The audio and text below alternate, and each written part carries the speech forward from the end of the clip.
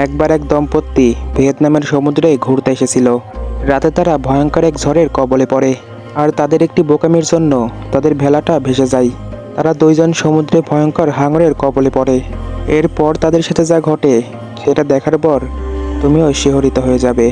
তারা কি সেই ভয়ঙ্কর নরখাদকদের কাছ থেকে বেঁচে ফিরতে পেরেছিল, নাকি সেখানেই তাদেরকে খেয়ে ফেলা হয়েছিল? সেটাই দেখাবো আজকের এক্সপ্লানেশনে।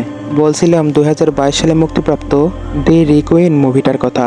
তো কেমন আসছো তোমরা? স্বাগতম তোমাদের দ্য মুভি এক্সপ্লেন্ড চ্যানেলে। তো আসুন আর দেরি না করে মুভির কাহিনী শুরু করা যাক। গল্পের শুরুতেই আমরা কাইল ও জোয়েল নামের এক কাপলকে দেখতে পাই, যারা তাদের লাইফটাকে উপভোগ করতে একটি আইল্যান্ডে ঘুরতে এসেছে। জোয়েলের সময়টা ভালো যাচ্ছিল না, কারণ কিছুদিন আগেই জোয়েলের পেটের বাচ্চাটি নষ্ট হয়ে গেছে। জোয়েল যেন ডিপ্রেশনে না পড়ে যায়, তাই কাইল তাকে এই আইল্যান্ডে ঘুরতে নিয়ে এসেছে। যাই হোক, পরের দিন তারা দুইজন এই আইল্যান্ডটি ঘুরে ঘুরে দেখতে থাকে এবং আইল্যান্ডের সৌন্দর্য উপভোগ করতে থাকে। জোয়েল তার মায়ের সাথে ভিডিও কলে কথা বলে এবং তাদের ভ্রমণের অভিজ্ঞতাগুলো তার মায়ের সাথে শেয়ার করে। এর মধ্যেই টিভিতে একটি খবর হচ্ছিল, সেখানে বলা হয় কালকে একটি ভয়ানক ঝড় হতে পারে। কিন্তু জোয়েল তার মায়ের সাথে কথা বলায় ব্যস্ত ছিল, তাই নিউজটা তার অজানাই থেকে যায়। জোয়েলের কথা শেষ হলে কায়েল তাকে সমুদ্রে স্কুবা ডাইভিংয়ের জন্য নিয়ে যায়। ডাইভিং করার সময় হঠাৎ কায়েলের পায়ে আঘাত লেগে রক্ত বের হতে শুরু করে, তাই তারা তাদের রুমে ফিরে আসে। কিছুক্ষণের মধ্যে রাত হয়ে যায়। জোয়েল কায়েলকে বলে সে আর এখানে থাকতে চায় না। কায়েল বলে, ঠিক আছে, আমরা কাল সকালে এখান থেকে চলে যাব, এখন শুয়ে পড়ো। তারা দুজনেই ঘুমিয়ে পড়ে, কিন্তু তারা জানেই না আজকের রাতে ভয়ানক এক ঝড় তাদের জীবনকে লণ্ডভণ্ড করে দেবে। মধ্যরাতে ঝড় শুরু হয়ে যায়। কায়েল ভাবে এটা সাধারণ একটি ঝড়, কিন্তু সমুদ্রের ঢেউ তাদের ভিলার উপরে আছড়ে পড়তে থাকে। ভিলা বলতে সমুদ্রের ধারে একটি ছোট্ট করে কাঠের ঘর বানানো হয় এবং এই ভিলা রিসোর্ট থেকে অনেকটা দূরে হয়। যাই হোক, ঝড়ের বেগ এতটাই বেশি ছিল যে দেখতে দেখতেই তাদের ভিলাটা সমুদ্রে ভেসে যায়। জোয়েল চিৎকার করে সাহায্য চাইতে থাকে, কিন্তু সেখানে তো কেউ নেই যে তাদের সাহায্য করবে। জোয়েল সেখানে একটি বড় পাথর দেখতে পায় এবং সাঁতরে সেই পাথরে যাওয়ার কথা বলে, কিন্তু কায়েল তাকে নিষেধ করে, কারণ এত তীব্র ঝড়ে সমুদ্রে তলিয়ে যাওয়ার সম্ভাবনা আছে। তাই তারা ভিলার ভেতরেই থাকার সিদ্ধান্ত নেয়। ভিলাটি কাঠের হওয়ায় সমুদ্রে ভাসতে থাকে। দেখা যায় সকাল হয়ে গেছে, ভিলাটি ভাসতে ভাসতে সমুদ্রের মাঝে চলে এসেছে।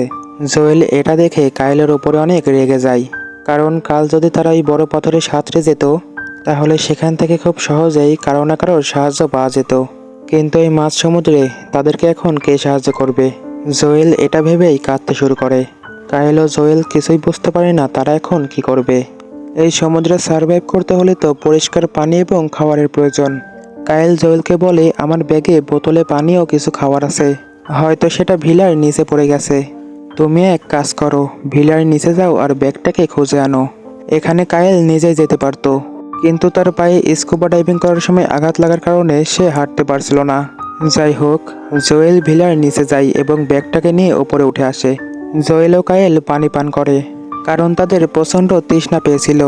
কায়েল তৃষ্ণা মিটিয়ে জোয়েলকে বলে, তুমি কোনো চিন্তা করো না, দেখবে কেউ না কেউ অবশ্যই আমাদের উদ্ধার করতে আসবে। কায়েলের কথা শুনে জোয়েল একটু শান্তির নিঃশ্বাস ফেলে। তারা কিছুক্ষণ বিশ্রাম নেয়, কিন্তু সমুদ্রের মাঝখানে থাকার কারণে সূর্যের রোশনি সোজা তাদের গায়ের ওপরে এসে পড়ছিল। হঠাৎ দেখা যায় তাদের ওপর দিয়ে একটি প্লেন উড়ে যাচ্ছে। জোয়েল প্লেনটাকে দেখে হাত নাড়িয়ে ইশারা দেওয়ার চেষ্টা করে, কিন্তু প্লেনটি তাদের দেখতে পায় না। জোয়েলের মাথায় একটি বুদ্ধি আসে। জোয়েল কায়েলকে বোতলের সব পানি পান করতে বলে এবং সমুদ্রের নোনা পানি বোতলে ভরতে বলে। এমনটা করার কারণ হচ্ছে যাতে করে সূর্যের রোশনি বোতলে এসে পড়লে তার রিফ্লেকশনে তারা সেখানে আগুন জ্বালাতে পারে। কিন্তু এইসব করার আগেই প্লেনটি সেখান থেকে চলে যায়। এটা দেখে জোয়েল অনেক কাঁদতে থাকে। এরপর কিছু সময় কেটে যায়। হঠাৎ জোয়েল দূরে একটি শিপ দেখতে পায়। শিপটা অনেক দূরে ছিল। কায়েল আবার আগের মতো সূর্যের রোশনির সাহায্যে আগুন জ্বালাতে থাকে। এইবার তারা আগুন জ্বালাতে সক্ষম হয়, কিন্তু এতক্ষণে জাহাজটা আবার আরও দূরে চলে গিয়েছিল। অন্যদিকে তারা যে আগুনটা জ্বালিয়েছিল সেটা আরও বাড়তে থাকে এবং পুরো ভিলাতে আগুন ছড়িয়ে পড়ে। যেটুকু ভিলার সাহায্যে তারা সমুদ্রের মাঝখানে ভেসেছিল সেটাও পুড়ে শেষ হয়ে যায়। বাধ্য হয়ে তাদের পানিতে ঝাঁপ দিতে হয়।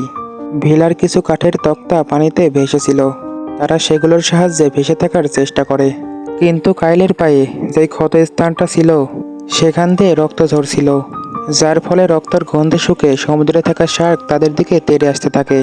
কাইল ও জোয়েল অনেক ঘাবড়ে যায়। তারা কোনোভাবে সমুদ্রে ভেসে থাকা একটি কাঠের তক্তার ওপর উঠে পড়ে, কিন্তু দেখা যায় তারা যেই শার্ক দেখে ভয় পাচ্ছিল সেগুলো আসলে ডলফিন ছিল। এটা দেখে তারা স্বস্তির নিঃশ্বাস ফেলে। তাদের সেখানে পুরো একদিন কেটে গেছে, কিন্তু এখনও কোনো রেস্কিউ টিম তাদেরকে উদ্ধার করতে আসেনি। জোয়েল তাদের এই অবস্থার জন্য নিজেকে দায়ী করছিল, কারণ জোয়েল যদি তার বাচ্চা নষ্ট হওয়ার পর ডিপ্রেশনে না পড়তো তাহলে কাইল তাকে এখানে কখনোই ঘুরতে নিয়ে আসতো না। কিন্তু কাইল বলে, এখানে তোমার কোনো দোষ নেই, নিজের ওপর বিশ্বাস রাখো, দেখবে অবশ্যই আমরা এখান থেকে বেঁচে ফিরব। তারা নিজেদের মধ্যে কথা বলতে বলতেই ঘুমিয়ে পড়ে। কিছুক্ষণ পর জোয়েলের ঘুম ভাঙলে দেখতে পাই এবার সত্যি একটা হাঙর তাদের ওপর হামলা করেছে। তারা দুজনেই পানিতে পড়ে যায়। হাঙরটি কাইলের ওপরে হামলা করে দেয়। জোয়েল কোনোভাবে আবার সে কাঠের তক্তার ওপর উঠে পড়ে এবং একটি ছোট্ট কাঠের বৈঠা বানিয়ে দূরে যাওয়ার চেষ্টা করে। দেখতে দেখতেই রাত ঘনিয়ে আসে। হাঙররা তার গতিপথ পাল্টে ফেলেছিল এবং কাইল ও জোয়েল সমুদ্রের ঢেউয়ে অন্যদিকে চলে এসেছিল, তাই বর্তমান তারা এখন নিরাপদ ছিল। জোয়েল দেখতে পায় সমুদ্রের স্রোতে তারা একটি দ্বীপে এসে পৌঁছেছে। এটা দেখে জোয়েল অনেক খুশি হয়। জোয়েল কাইলকে ডাকতে থাকে, কিন্তু তখনই একটি মর্মান্তিক ঘটনা ঘটে যায়। হাঙরগুলো আগেই হামলা করে তার পা দুটো ছিঁড়ে নিয়ে গিয়েছিল, তাই কাইল সেখানেই মারা গেছে।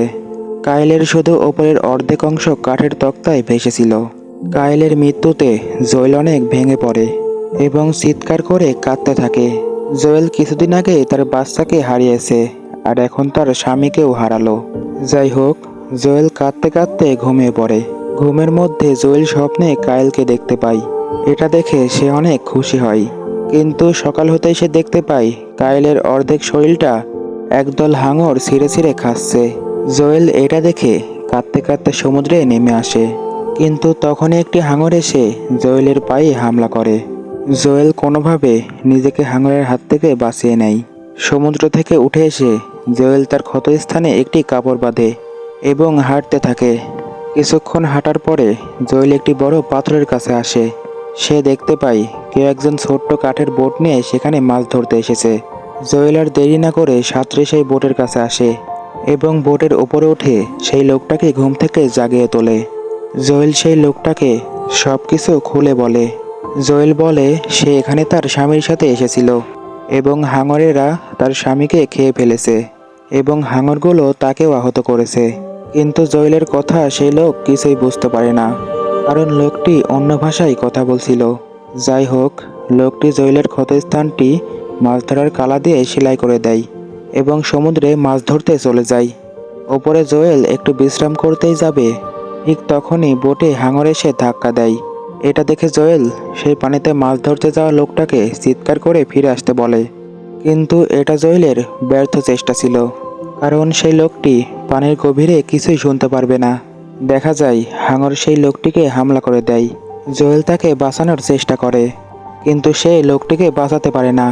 জোয়েল বোটের অ্যাঙ্কারটাকে পানি থেকে উঠিয়ে নেয় এবং সেখান থেকে চলে যাওয়ার চেষ্টা করে, কিন্তু হাঙর জোয়েলের পিছু করতে থাকে।